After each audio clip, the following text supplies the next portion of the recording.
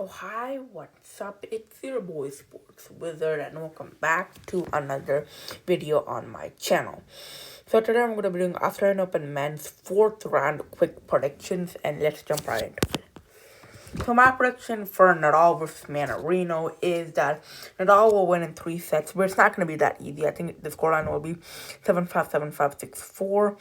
The mode, I guess it could be easy or medium. I don't really focus on that too much. But yeah, I guess it could be easy or medium. But I think the scoreline will mainly be around 7-5, 7-5, 6-4. I think it'll be like a tough straight set. You know what I mean?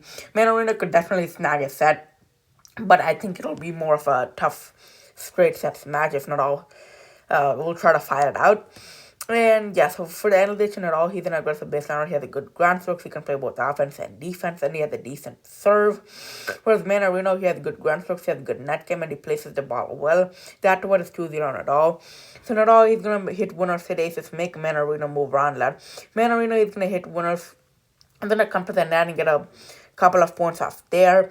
But I do think Nadal is just going to be too aggressive and he's going to make Mannarino move around that, and it's going to be tough for Mannarino to return Nadal's balls. And also, Nadal, I just think he'll have more production. I think Mannarino, he doesn't have a great serve, whereas Nadal, I think he'll get more points off his serve. Nadal, I think he'll hit more winners. And like I just said, generally, Nadal will, he'll make Mannarino move around the line, and it's going to be tough for Mannarino to return his balls. And also, he's going to keep pushing Mannarino back and back and back until, he can easily get control. And if Mannarino's all the way back there, Nadal, he can just use the front a lot. He can hit drop shots, can use a little bit of his touch. So eventually, I think Nadal will win the first set. In the second set, I think he's going to continue to do the same thing. I think he's going to hit winners, hit aces, make Mannarino move around a lot. Whereas Mannarino is going to hit winners. And he also get a couple of points off the net. But like I said, it's going to be tough for him to return it off balls and move around all the way there. And even if he doesn't let Nadal make a move around, even if he doesn't let Nadal go aggressive, Nadal, he can still rally with Mannarino. Nadal can still transition to defense even if Mannarino is going aggressive. He can transition to defense, and then he can just keep extending it for rallies, just keep returning the ball and keep rallying until it gets to a position where Nadal has the advantage and he can just slam it home. So Nadal, he could really play offense and defense. I actually forgot to write that in my analysis, but yeah, he can play both offense and defense. So even if Mannarino goes aggressive, Nadal can just keep continuing it with the rally until Nadal gets into a good position. And in the third set, I think Mannarino, I just think he'll be too exhausted because Nadal, the thing is, I don't think Mannarino will go aggressive.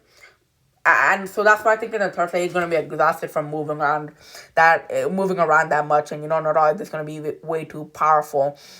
But Mannarino, I still think he won't do too bad. I still think he'll hit a couple of winners and aces. But Nadal, he's just going to keep making him move around, rally with him a lot. Production will decline in the third set for Nadal. Because, just generally, the longer the match progresses, the less production you will have. But still, I do think, whenever he gets a good opportunity to hit a winner, I think he will. I think he'll just, keep making him move around, keep rallying with him until Mannarino hits it out or gives him an easy ball. So I think that's how it's going to go. And eventually, Nadal will come out on top.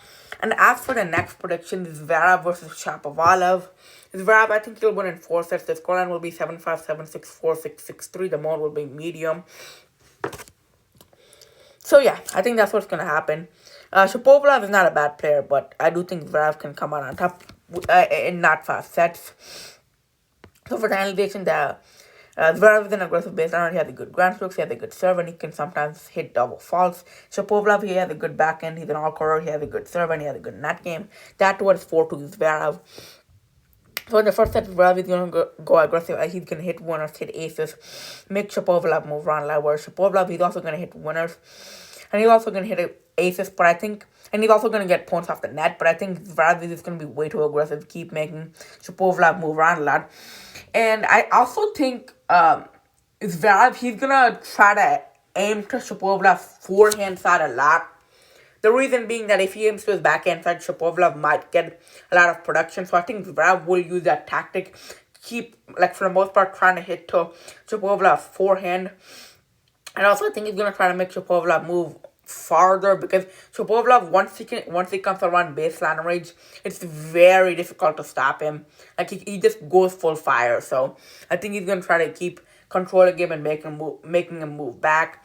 And I think eventually Zverev will win the first set. But Shapovalov, like I said, he's still gonna hit winners and aces, but I just think, and he's also going to make it really close, but I think Zverev will just be the better one. He's going to control him a lot.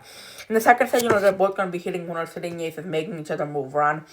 But I do think that Zverev, eventually in the tiebreak, I think he's going to be the better one. I think he's going to be the one that has the more momentum, the one that makes Shapovalov move around a lot.